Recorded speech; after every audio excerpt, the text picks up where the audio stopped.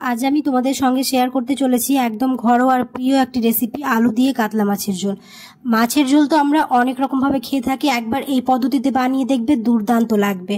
গরম ভাতের সঙ্গে এই ঝোল খেলে একেবারে মন ভরে যায়। আসসালামু আলাইকুম, কেমন আছো তোমরা সবাই? নতুন একটি রেসিপিতে তোমাদের সবাইকে স্বাগত জানাই। ভিডিও শুরু করার আগে একটাই রিকোয়েস্ট, চ্যানেলটিকে যদি সাবস্ক্রাইব না করে থাকো তাহলে সাবস্ক্রাইব করে দিও, আর ফেসবুক থেকে দেখলে পেজটাকে ফলো করতে ভুলো না।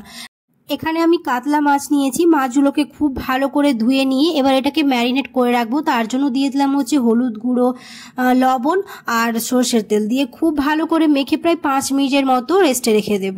এদিকে এটা 5 মিনিট হতে থাকুক, অন্যদিকে আমি কড়াই বসিয়ে দেবো যাতে কড়াইটা খুব ভালো করে গরম হয়ে যায়। কড়াইটাকে খুব ভালো করে গরম করে নিতে হবে, না হলে মাছগুলো কড়াই লেগে যাবে, ভাজার সময় অসুবিধা হবে। তার জন্য কড়াইটাকে আমি খুব ভালো করে গরম করে দিয়ে দিলাম হচ্ছে তেল। তেলটা যখন খুব ভালোভাবে গরম হয়ে আসবে ওর মধ্যে দিয়ে দিলাম হচ্ছে 1 চামচ নুন, যাতে কড়াইয়ের গায়ে মাছগুলো না লেগে যায়। দিয়ে এক এক করে খুব ভালো করে মাছগুলোকে লাল লাল করে ভেজে নেব। এখানে আমার সবগুলো মাছ ভাজা হয়ে গেছে, এবার তুলে নেব। ওই তেলের মধ্যেই আমি এবার ভেজে নেব হচ্ছে আলুটাকে আমি এরকম লম্বা লম্বা করে কেটে রেখেছি। আলুটাকে খুব ভালো করে ভেজে নিতে হবে। এবার এর মধ্যে দিয়ে দিব হচ্ছে 1 চামচ নুন, আর একটুখানি কালারের জন্য দিয়ে দিব হচ্ছে হলুদ গুঁড়ো, 1/2 চামচ দিয়েছি। দিয়ে খুব ভালো করে মিশিয়ে নিয়ে আলুটাকে প্রায় 4 থেকে 5 মিনিট মতো ভেজে নেব। এই আলুটাকে আমরা যদি ভেজে দিই তাহলে ঝোলের স্বাদটা আরো দ্বিগুণ হয়ে যায়। আলু ভাজা হয়ে গেছে, এবার তুলে নিয়ে ওই তেলের মধ্যে আরেকটুখানি তেল দিয়ে এবার দিয়ে দিব হচ্ছে 2টো তেজপাতা, কয়েক টুকরো দারচিনি আর কয়েকটা এলাচ। খুব সুন্দর ঘ্রাণ বেরিয়ে আসা পর্যন্ত ভেজে নিয়েছি। আর দিয়ে দিলাম হচ্ছে 1/2 চামচ কালো জিরে।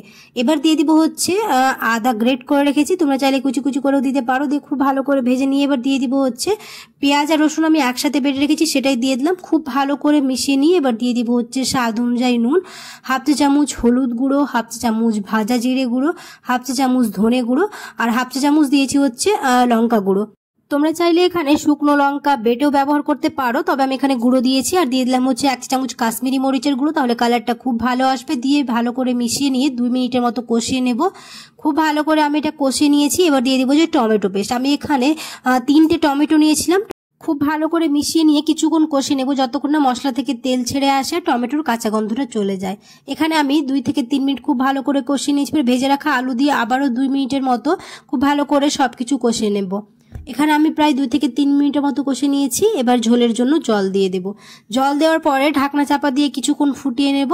যখন এটা খুব ভালোভাবে ফুটে আসবে তখন ওর মধ্যে এবার অ্যাড করব হচ্ছে ভেজে রাখা মাছগুলো। এখানে আমার খুব ভালোভাবে ফুটে এসছে, দেখতে পাচ্ছ। এবার ভেজে রাখা মাছগুলো দিয়ে দেব। দিয়ে ঢাকনা চাপা দিয়ে প্রায় কয়েক মিনিট ফুটিয়ে নিলেই আমাদের কাতলা মাছের ঝোল আলু দিয়ে একদম রেডি। কাতলা মাছের ঝোল তো আমরা অনেক রকম ভাবে খেয়ে থাকি, একবার এরকম করে ট্রাই করে দেখবে, গরম ভাতের সাথে জমে যাবে। আর ছোট থেকে বড় সবাই খুবই পছন্দ করবে। যারা একবারও ট্রাই করনি অবশ্যই একবার হলেও ট্রাই করে দেখে নিতে পারো। ঢাকনা চাপা দিয়ে প্রায় কয়েক মিনিট রাখবো, ব্যাস আমাদের রেডি হয়ে যাবে আলু দিয়ে কাতলা মাছের ঝোল রেডি। এই তো তৈরি হয়ে গেল আলু দিয়ে কাতলা মাছের ঝোল, একেবারে ঘরোয়া স্বাদ। ভাতের সঙ্গে খেলে মনে হবে আহা, কত সহজ, কত সুন্দর। আশা করছি আমার আজকের রেসিপি তোমাদের ভালো লেগেছে। যদি ভালো লেগে থাকে তাহলে অবশ্যই একটা লাইক করে দিও, আর কমেন্ট জানাতে বলো না কেমন হয়েছে। অনেকে আছো ভিডিও দেখে চলে যাচ্ছ, লাইক করো না, অবশ্যই লাইক করে দিও, কারণ তোমাদের একটা লাইক আমাকে অনেক মোটিভেট করে। কেমন হয়েছে জানাতে ভুলো না। দেখা হবে খুব শীঘ্রই পরে এক নতুন রেসিপিতে। সবাই খুব ভালো থাকবে, সুস্থ থাকবে, সাবধানে থাকবে। আল্লাহ হাফেজ।